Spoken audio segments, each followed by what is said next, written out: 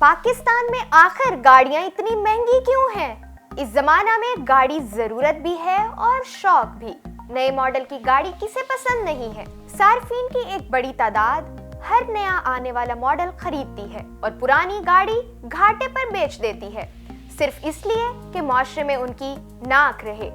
مگر گاڑیاں پچھلے کئی برسوں سے مہنگی ہوتی جا رہی ہیں۔ صرف اس سال پاکستان میں کاریں بنانے والی کمپنیوں نے پاکستان میں بکنے والی تمام گاڑیوں کی قیمتوں میں کم از کم ایک بار اضافہ کیا ہے۔ چند ہفتے قبل ہی پاک سوزوکی موٹر کمپنی نے اپنی گاڑیوں کی قیمت میں مزید اضافہ کیا۔ اس کے ساتھ ہی پاک سوزوکی کمپنی نے کئی دہائیوں سے پاکستان میں بکنے والی اپنی مہران کار کی جگہ سوزوکی آلٹو کو متعارف کروانے کا اعلان کیا، جس کے ایک ماڈل کی قیمت ہوگی 12,50,000۔ اس کار کی قیمت پر پاکستانی آن لائن کمیونٹی نے ہنگامہ کھڑا کر دیا اور یہ بحث ایک بار پھر شروع ہوئی کہ آخر پاکستان میں گاڑیاں اتنی مہنگی کیوں ہیں۔ مگر اس سوال کا جواب دینے سے قبل ایک نظر اس ٹیبل پر ڈالتے ہیں۔ اس ساری صورتحال سے ایک بات واضح ہوتی ہے کہ پاکستان میں 1300 سی سی سے نیچے گاڑی میں ورائٹی نہ ہونے کے برابر ہے، یعنی 800 سی سی سے نیچے 2 کاریں اور 1000 سی سی سے نیچے 3 کاریں دستیاب ہیں، اور ان میں سے یہ ساری کاریں ایک ہی کمپنی یعنی پاک سوزوکی موٹرز بناتی ہے۔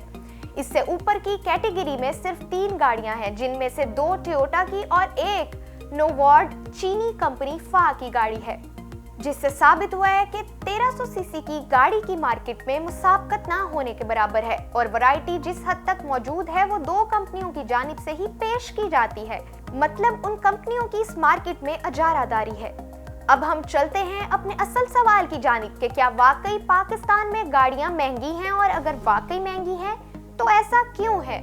سب سے پہلے تو اہم بات یہ ہے کہ پاکستان میں تیار ہونے والی کوئی بھی گاڑی مکمل طور پر مقامی طور پر تیار نہیں ہوتی، بلکہ اس کے بہت سے پرزے بیرون ملک سے درآمد کیے جاتے ہیں۔ ایک گاڑی کی قیمت میں اس بات کا بہت زیادہ عمل دخل ہے کہ وہ کتنی حد تک مقامی طور پر تیار کی گئی ہے۔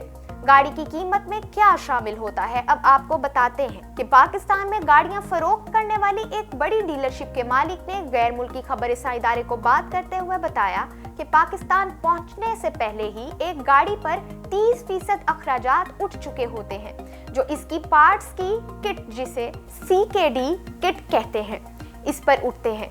اس کے بعد 34% کے قریب اخراجات گاڑی پر مختلف ٹیکس اور ڈیوٹیوں کی شکل میں لگتے ہیں۔ باقی 36% میں مقامی پارٹس اور سمبلنگ پر اٹھنے والے اخراجات، گاڑی بنانے والے کا منافع اور ڈیلر کا حصہ شامل ہے۔ اس کے اوپر آن منی وغیرہ مزید اخراجات ہوتے ہیں جو اٹھتے ہیں۔ اس لیے ہم پاکستان میں گاڑیاں بناتے نہیں ہیں، اور اپنے آپ کو مینوفیکچرر کہنا درست نہیں، ہم اسمبلرز ہیں، یعنی پرزے جوڑنے والے جو مختلف پرزوں کو جوڑ کر گاڑی بیچتے ہیں۔ تو ہم ان پرزوں کی سپلائی، ملک میں آمد، ان پر اٹھنے والے اخراجات جو امریکی ڈالر میں اٹھتے ہیں پر مکمل اختیار نہیں رکھتے۔ انہوں نے کہا کہ ایک ڈیلر فی گاڑی 40,000 روپے تک کماتا ہے۔ ٹویوٹا کمپنی نے گزشتہ سال مثال کے طور پر 61,000 گاڑیاں بیچیں۔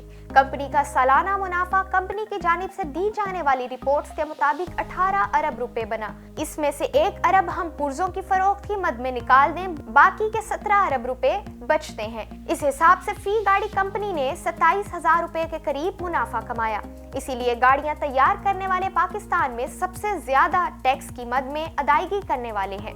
گزشتہ سال گاڑیاں بنانے والے مقامی صنعت کے تقریباً 60 نمائندوں نے کمپٹیشن کمیشن یعنی مسابقتی کمیشن آف پاکستان کو یہی بات بتائی کہ مقامی طور پر اسمبل ہونے والی گاڑی کے 60 سے 70% تک پرزے باہر سے درآمد کیے جاتے ہیں۔ اگرچہ پاکستان میں مزدوری سستی ہے، لیکن گاڑی مہنگی ہونے میں مقامی سطح پر تیاری کا بہت بڑا کردار ہے، خاص طور پر ایسے ماحول میں جب ڈالر کے مقابلے پر روپیہ غیر مستحکم ہو بلکہ گر رہا ہو، مگر چونکہ ریگولیٹری نظام نہ ہونے کے برابر ہے، اس لیے مسابقتی کمیشن نے اپنی رپورٹ میں یہ بتایا کہ مقامی گاڑیاں بنانے والے گاڑیوں کی قیمتوں میں آسانی سے اضافہ کر سکتے ہیں، بغیر اس ڈر کے کہ مارکیٹ میں ان کے شیئر پر اس کے نتیجے میں کوئی اثر پڑے گا، کیونکہ مارکیٹ میں مناسب مسابقت نہیں ہے۔ پاکستانی کاریں بنانے والے، جن میں Pak Suzuki, Toyota Indus motor, Honda Atlas اور فا شامل ہیں، کے پاس کل ملا کر سالانہ 2,81,000 گاڑیاں بنانے کی گنجائش موجود ہے۔